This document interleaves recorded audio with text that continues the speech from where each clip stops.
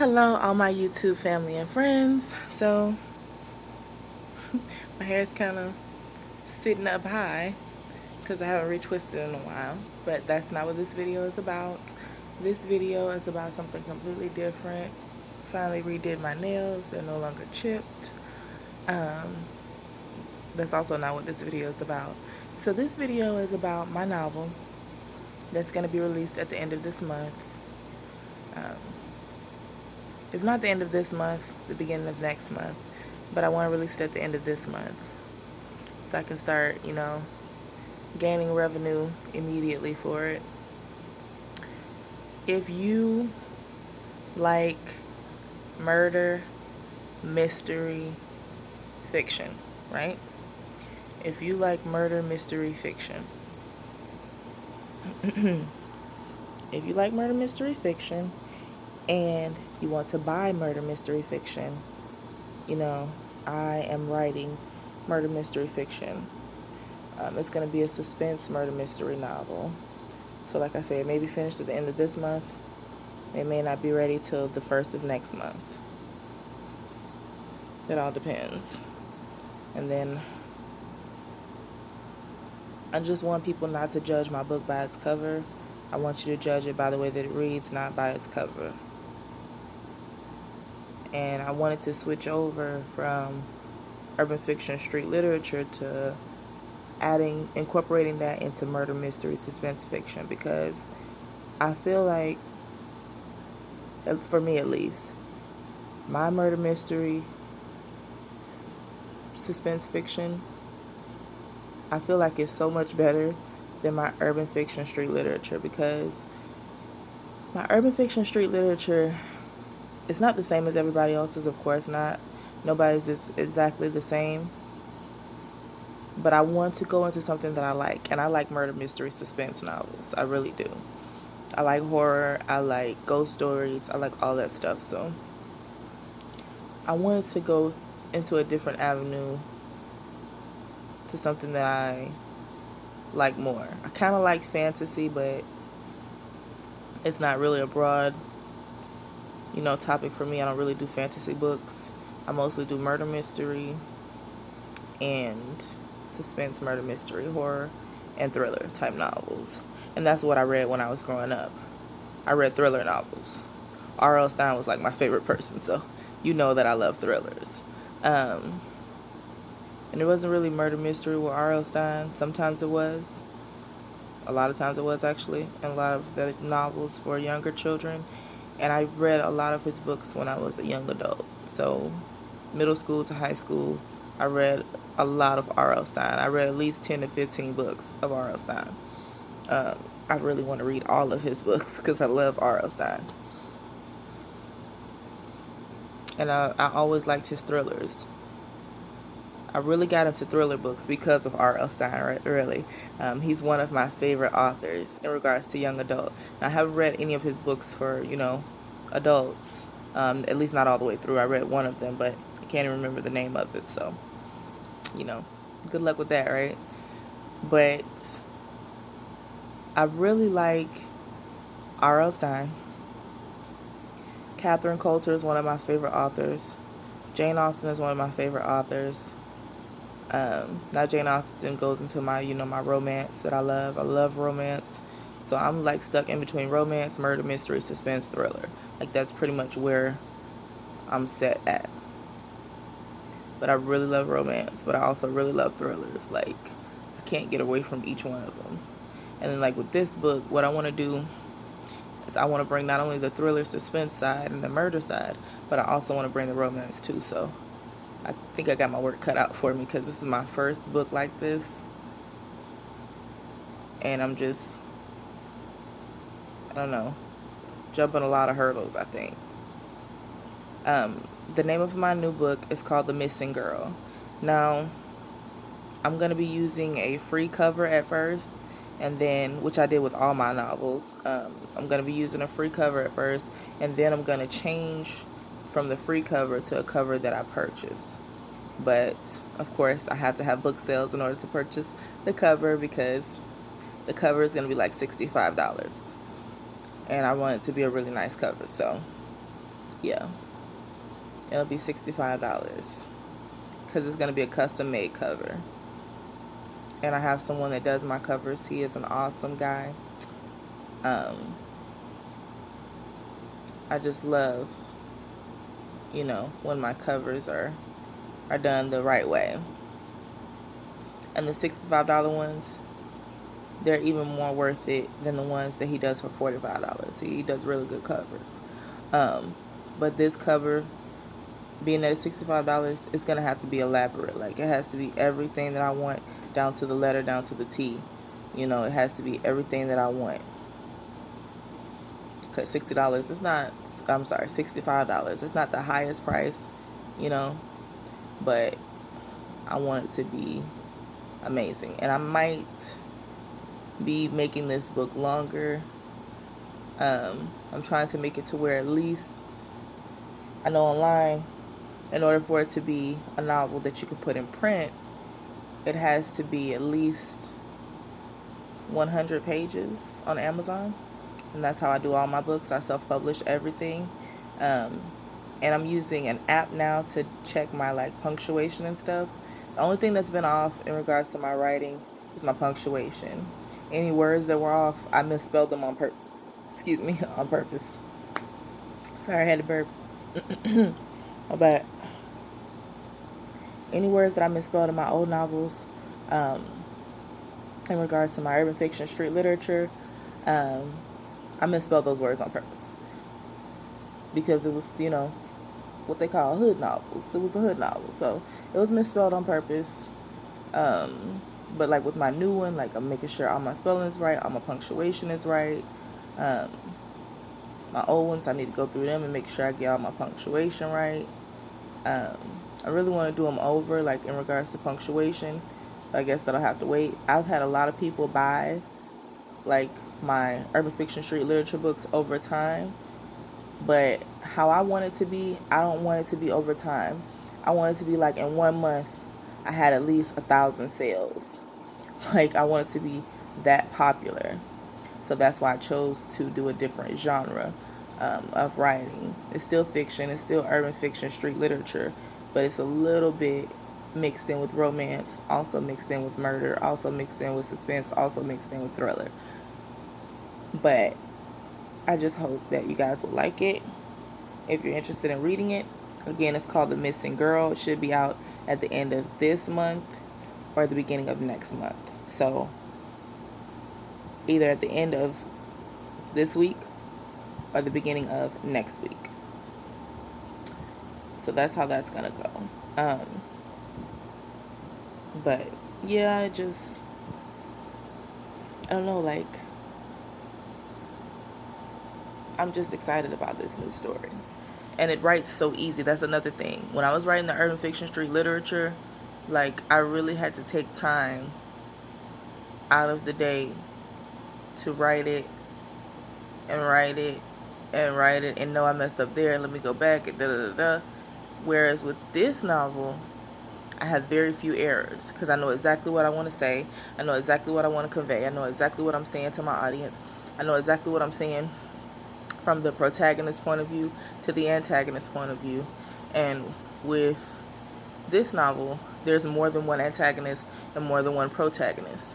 And the reason I chose to do that is because I like novels like that where there's more than one main character that has a positive point of view and more than one main character that has a negative point of view. So I have more than one protagonist and more than one antagonist. So I have plenty of antagonists, plenty of protagonists in this story. It's not like this one versus that one. Everybody's versus each other pretty much, but you have your main characters and then your sideline characters. So basically, sidelines, they don't have too much dialogue. They just, kind of float.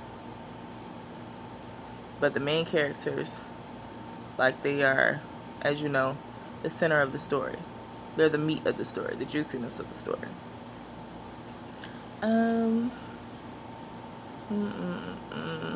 Yeah, it's called The Missing Girl. Don't judge a book by its cover. Don't judge a book by its cover. It's not part of the title, by the way. Let me just say that. So when you go to read the book, I don't really include a lot of racism in this book either. One of my books kind of has a little bit of racism in it, just a little bit, but I don't really do racism in my novels. My novels are pretty much friendly for everyone. I don't really, talk about racism in my novels. It just doesn't come up. It came up in one novel, and people still bought it, so I was happy. That was my last novel in the Caught Up in the Game book series. This video is going to be kind of long, so sorry about that, but I got to keep going. Book promoting and everything like that, So it's going to be on Amazon.com. The name is Shantina Henderson. Okay? Now, with the new book, I chose to do something different. So when you're reading it, you're going to see by authoress Shantina L. Henderson. That's still me. But I'm calling myself authoress now. I love that title. I love it. I think it's beautiful. So I started this book on a whim. I was just like, I want to do something different. Yeah, I'm making sales, but I'm not making the sales that I want to make. And maybe I should be writing something different. I did have someone bring that to my attention, saying, oh, what are your novels? They asked me what were my novels doing for Black people as a collective, and I was like, well, my book is selling, so not really selling like I wanted to, but it's selling.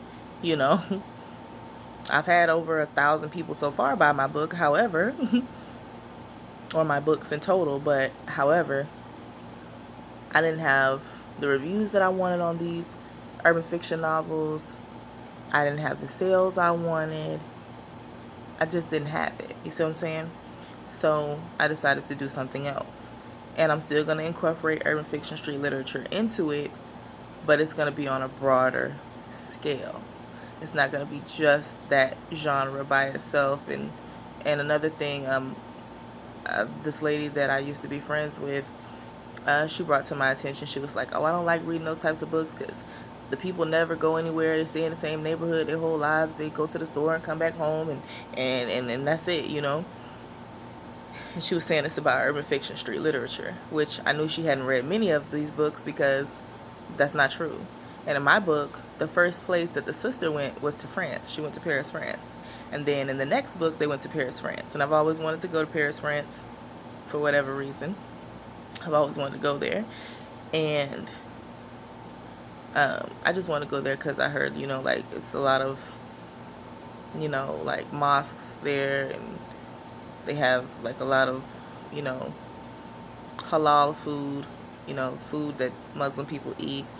So I wanted to go there because of that. So my first set of books inspired a lot. I decided, okay, they're going to go to Paris, France. And then they may go to Italy. They may go to Spain. They may go to somewhere in Africa. They may go to Senegal, West Africa. They may go to Lagos, Nigeria, or Lagos, Nigeria. Okay? So I do have places in mind that these characters can go to. And what I don't know about a place, I'll research it, So it's like, I think a lot of people don't send their characters to certain places because they're like, well, I've never been there. How am I going to describe it? Well, you can go through movies, you can watch. And what I did start watching in order to write this new novel, I started watching Alfred Hitchcock. Now, when I was younger, I hated Alfred Hitchcock. And I'm not talking about that much younger. I was like maybe 22, something like that. But anyway, when I was younger, in my younger 20s, I did not like Alfred Hitchcock because I only liked at that time certain black and white movies, which I'm still that way because some black and white movies, like the ones with no sound, I can't watch that. I'm not going to dare watch that, right? So the soundless movies, I won't watch those because I hate those. I have to have sound. And then when it comes to for example, Alfred Hitchcock, okay? I hated Alfred Hitchcock at one time because, not that I couldn't understand it, I just didn't like black and white movies. And Alfred Hitchcock was so old and so outdated and so black and white and so to me. I was just like, ew. But now that I'm writing this story, I started watching Alfred Hitchcock, and I watched and I listened to suspense stories and thrillers and mysteries and murder mysteries. And I've always been a Sherlock Holmes fan. Never read any of the books, but I love the shows. Okay? So the shows are highly based on the books. So Sir Arthur Conan Doyle, I love how he just takes Sherlock Holmes to the next level, because obviously he can, because he is the author, right? But he makes a masterpiece of Sherlock Holmes. So I did listen to a Sherlock Holmes story. I listened to an audio reading of it. Now, once again, I love the shows and the movies of Sherlock Holmes, but I've never read the books. So this is going to spark me up into reading Sir Arthur Conan Doyle's Sherlock Holmes. I'm going to end up reading it. So it is what it is, you know, in regards to the new novel. But I did research on every one of these novels. I did research on the Hood novels about Paris, France. I did research on Atlanta. I did research on everything. Every book I write, I do research, which is why it takes me so long to write a book, because I'm constantly researching. If you haven't watched Alfred Hitchcock, you need to go and watch it. It's very good. It's very mysterious in some cases. Now, I'm very good. I'm a Scorpio, so I'm a natural detective, okay? I can usually tell when someone's lying to me, if they've lied to me, if they're consistently lying to me, if I just met them and they told me a lie, I can usually tell. Now, sometimes, just like anyone, my vision is a little clouded, right? But with Alfred Hitchcock, because it's older, doesn't mean it's always predictable. Sometimes it is, sometimes it isn't. Sometimes I'm just as surprised as the character at the end of a skit, right? So I do like Alfred Hitchcock for that reason. I'm also a major Edgar Allan Poe fan. Yes. I know it looks surprised. I know it looks surprising to look at me. You might think, she's not into Edgar Allan Poe. Yes, I am. Love the works of Edgar Allan Poe. Two in particular. I love The Raven and The Telltale Heart. Those are the darkest stories ever. But I'm a Scorpio, so it makes sense, right? So I love those dark stories by Edgar Allan Poe because they're thrillers. They're the first thrillers that I can think of in American history in regards to American thrillers. Because, as you know, Edgar Allan Poe was born in America, raised in America. I don't want to say where he was born at because I don't want to get that wrong. Somebody tell me, because I forgot them. But I do know those two. I know about those two things very well. Okay. So this video is extremely long. I hope you enjoyed it. Don't forget to like, comment, and subscribe. Don't forget to share this video. Don't forget to buy my book, The Missing Girl. I may mention Edgar Allan Poe in my novel. She might be reading it. Who knows? And who knows who she is? So it's a very mysterious novel. Some people may be able to tell the killer from the very beginning, but I make it very difficult to tell who the killer is. So I don't think you're going to guess it. None of my characters are extremely predictable. They're all a little different. We'll say it like that. We won't even say weird or off. We'll just say they're all a little different. And just when you think you found out who the killer is, that's not the killer. The killer is actually someone that you least expected. Now, I am using that, and I do realize that's probably a bit, sorry. My bad, tongue-tied. I realize that even though I'm using that technique, it might be a bit cliche, but it's effective. And that's what I'm going for. Alright guys, once again, thank you so much. Don't forget to like, comment, and subscribe. Don't forget to share this video, with friends or family, so you can support me. Thanks so much, and have a great day, guys. Bye.